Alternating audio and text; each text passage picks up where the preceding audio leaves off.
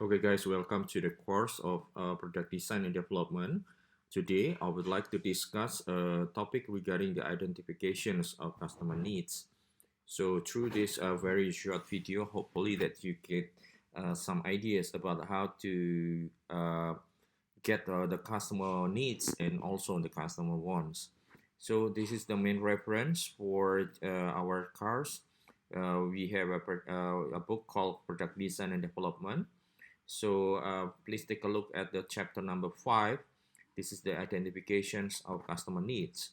And if we look at the back to the concept of development process for product, and so the identification of customer needs is set to be the first phase, which is very critical. And before we get idea or before we continue to the next process phases. And this is the outline for today's talk. The first is talking about the nature of needs and the need identification process, and also a very short exercise.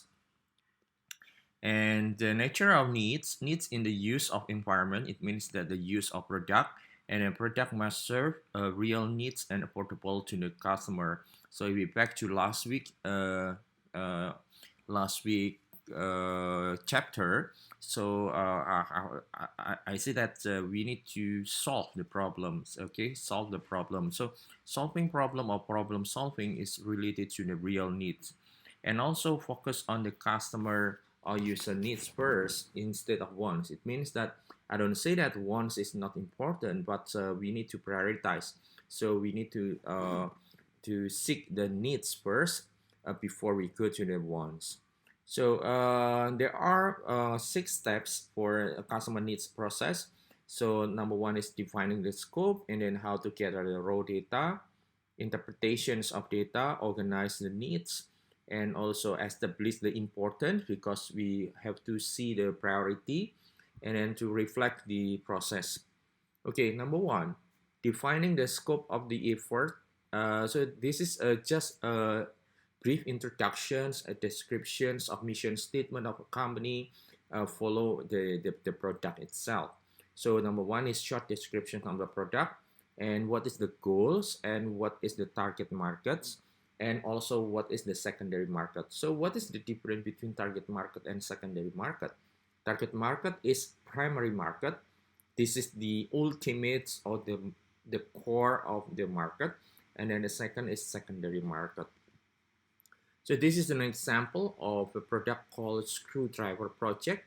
So the product description is, it is a handheld power assisted device for installing threaded fastener. So this is very short introductions of the product that you want to design. And then what's the goals? The product will be introduced in the fourth quarter of 2000, for example.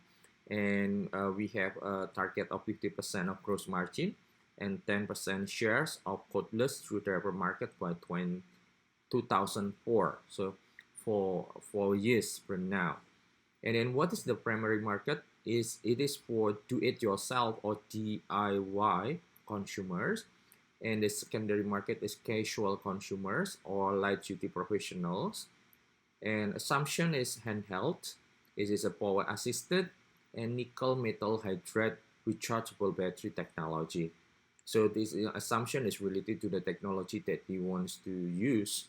And who are the stakeholders? Stakeholders is the people or the customers of the parties that are related to your product. So number one, we talk about users, retailers, sales force, service centers, production, legal department. So it is depending on what the product that you want to serve. Okay. And then number two, and the second step is gathering raw data from the customer. This is very critical.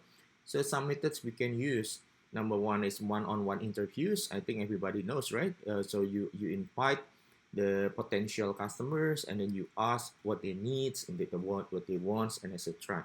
And then the second one is focus group. So you select customers in the discussion with a moderator. So you select, for example, let's say that you are working in a group, and this is an analogy, right? Your one group consists of 5 people, and then you ask them to come, and then you ask some questions to them and let them speak up. Okay, and also there is one thing which is very important for focus group. There is no right or wrong, so you try to accommodate all the impressions, all the all the statements given by the customers or by the users. If apart from your group, for example, you want to invite, let's say that we talk about a screwdriver, right? So who are the users, or you are the participants? Of course, the carpenters, for example, or also the mechanics, the operators. So someone that very familiar with any mechanical things, okay, any mechanical activities. So you invite them to join during the focus group discussions. And the third one is observing the product in use, or we call it ethnography. Yeah, you just observe, and by observations, without any discussions or any conversation, so you can get an ideas what actually customer wants, or what the customer have any difficulties, and etc.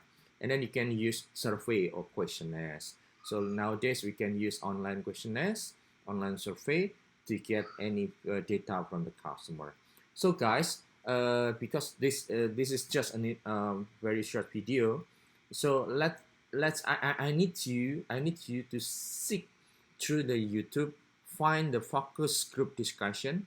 Again, find the keywords focus group discussion, and then you can see the example of focus group discussions. And also the second one is find the keywords ethnography, and then you can find what is the ethnography looks like. Okay, and this is just an illustrations for a focus group and one-on-one interview. So the main point here is the focus group discussion is better than one-on-one interview in terms of the percentage of needs identified. So through the focus group discussions, you can find more needs. Okay, and also still number two, this is the eliciting the needs data from the customer. So go with the flow. Let's the customer or the participant talking. Okay, use assisting and competitors product or other stimuli.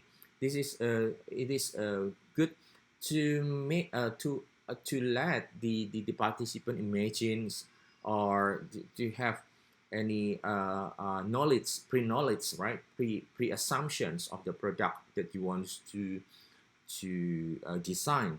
And then the third one is have the customer demonstrate. And if you have, okay, but maybe you are challenged with the question, what if my product is totally new? So I think it is not easy to ask the customer demonstrate the product, especially that product is not physical product. For example, nowadays we have many apps, right? So if we are talking about apps product, then yeah, you can still demonstrate. So you can use competitors apps, for example. So everything, try the keywords here is try to make people or users have pre-knowledge about the product they want to design. And then be alert for surprises and expressions of Latin. We are talking about, the unspoken needs, and then what's the non-verbal informations. Because if we here, if we, yeah, it's non-verbal information is very critical for them. If you have any difficulties to get what the people saying, or they are so shy telling something, then you can take a look at the non-verbal informations. And this is the example again, the cordless screwdrivers. So what's the customer need for this product? And this is the second example, or back design. If you yeah, we mentioned about ethnography. You observe what the customer do with the product. Okay, so from this capture, so you can see that there are many difficulties faced by the customer. So it will give you more ideas about the customer needs. Okay, still number two, documenting the interaction with the customer. You can audio recording, but you need ask permissions, take notes, video recording, and also photography, take pictures. Okay, the third one, interpretation of raw data in terms of customer needs. So the guideline is express the needs in terms of what the product must do, not in terms of how it might do it. So express the need as especially as the raw data and use positive, not negative phrasing, and express the need as an attribute of the product. So I give you an example here. There are 5 guidelines for writing need statement. So the first one is what, not how, and then specifications. It means to be specific, positive, and attributes of the product, and avoid must and should. So for example, your customer say that why don't you put protective seals around the battery contact? So what is actually the statement for this? So the right statement will be the screwdriver battery is protected from the accidental shorting because the idea is to provide protective seals because there will be accidental shorting, right? The shock by electricity. So this is the right one, and this is an example of the wrong one. If you say that the screwdriver battery contacts are covered by a plastic sliding door, so there is no direct a relationship between the customer needs and also the needs statement. So you have to be careful about this one. So you need to discuss with your group later, and then to confirm with the customer it should will be okay, right? Will be beneficial to you. So this is some statement. So please go through it, and also this one, positive, not negative. So when the customer give statements like it doesn't matter if it is raining, I still need to go outside on Saturdays. So what's the ideas? Okay, the ideas is okay, even in the rain, you can operate, right? So the screwdriver operates normally in the rain. This is the positive one. Don't use the screwdriver is not disabled by the rain. Even though the meaning is the same, but the idea is please avoid using negative statement. Okay, this is an example of the screwdriver examples, right? If you see this SD, it means that screwdriver.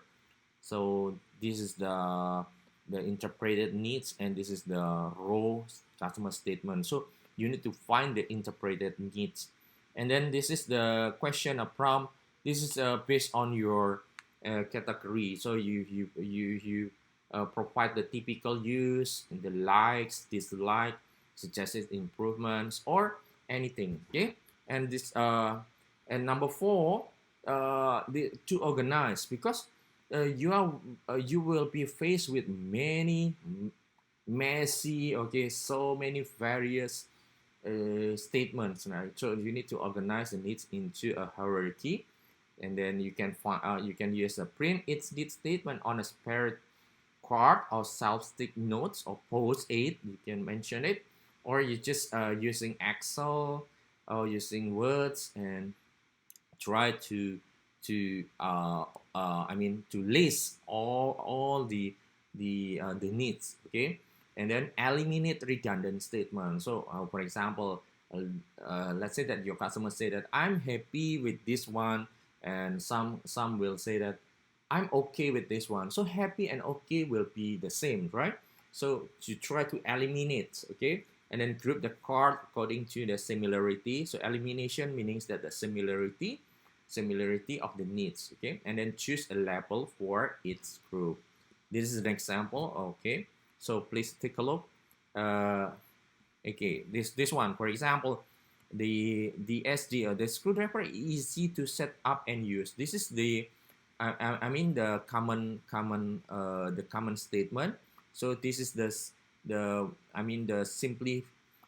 simplifications of the 1, 2, 3, 4, 5 five statement. Let's say that one customer say that it's easy to turn on, prevents inadvertent switching off, can set the maximum torque of the screwdriver, and provides ready access to bits or accessories, and can be attached to the users for temporary state storage. So according to the group, according to the project team, so they are talking about the same thing. So they are talking about the setup and use. So five will be combined, and this is the one that represent all five statements. So the screwdriver is easy to set up and use. So I hope that you got an idea. Even again, guys, there is no right or wrong in detail. So it depends on your consensus, on your coordination with the project team, or you can you can propose it, as long as you can explain that they are talking about the same thing. If you are not so sure, you can confirm it to the customer, so it can be possible. Okay, and this is the survey design for ranking the customer needs. So ranking the customer needs, it means that, okay, we are talking about how to prioritize, okay, and how to prioritize. For example, they are, let's say that 1, 2, 3, 4. You have four statements, for example, four customer needs, and then I want to know which one is the most important one. So whether it is talking about maintaining power for several hours of heavy use, or can drive screws into hard work, or speed can be controlled, and also the fourth one is about the pleasant sound when in use. So you can put the importance of features on scale 1 to 5. It means that 1 is very less important. It means that we're not very important, and 5 is the most important, the highest important level. So if you ask the customer to put the ranking, so put number 1 to 5, okay, for each statement. Okay, and yeah, this is this is a way to establish the relative importance of the needs. So I just mentioned that how to make the importance. You back here, you can you can use this one. Yeah, this is a ranking, or you can use it's like the skill or ranking, right? 1, 2, 3, 4, and 5, and then you calculate the average. So I think you are familiar with the Likert scale, right? Likert scale from 1 to 5. So and then you ask, for example, 10 potential users, and you list the importance. You list the customer needs statement. Let's say that you have 5 or 4 back here. For example, you have 4, and then you ask them to put ranking, even the 1, 2, 3, 4, or 5. And then after that, you calculate the average, and then you calculate the average for each statement. And let's say that the highest is 4.8. Okay, number one, the customer needs number one is has 4.8, and 4.8 is the highest number. Let's say that, okay, so the most important customer needs is number one, which is having the average number of 4.8, which is this one, which is the screwdriver maintains power for several hours of heavy use. Okay, and then lastly is we are talking about reviewing the result and reflections of the process. So this is to check whether the product is focused on the needs of the customer, and whether all critical needs are addressed or not, and whether we can we send out thank you notes to the customer. Let's say that because they did spend time, and then we say that, okay, thank you, and whether there are rooms for improvement for the future efforts, and whether the entire team understand the needs. Okay, this is just a reflection. You can discuss with your group and with the potential customers. You ask them, okay, do I address all the customer needs or not? Oh, okay. Then they say, okay, you already accommodate all. Okay, that's good. Okay. And finally, this is the class example. So guys, usually this is an individual work. This is a group work. but I haven't make a group. But still remember, guys, remember last week I already break out you into some groups, right? Still remember, right? Your group members. So you can use that group members, the group compositions, that group members. So you discuss with your group. Try to use a focus group discussions through online. Okay, through online. Don't be too long. Maybe only 15 minutes. 15 minutes video is enough. And then you discuss the product called Tumblr. Okay, everybody knows Tumblr. Okay, Tumblr. And then I need to know, please identify the customer needs of Tumblr. Okay, the rules are no one criticize anyone, willing to compromise and reach a consensus, and identify customer needs or want. It doesn't matter whether they are a must or should. So just accommodate everything, and then it is not yet a product specifications, where therefore qualitative statement is fine. So we are not talking about the details of the product yet. So I need you to to list out the customer statement. Okay, I think that's all for my short video. I will put on ULS the details of the report that you need to submit. I guess the report is just simple. Okay, it is just provide one page of A4 and then list out the customer needs according to your focus group discussion activity. Okay, the deadline you can see from the ULS. Hopefully, it's fine for you guys, and thank you. And hopefully that we can have more fruitful discussion later on the in the subsequent weeks. Thanks and have a nice day.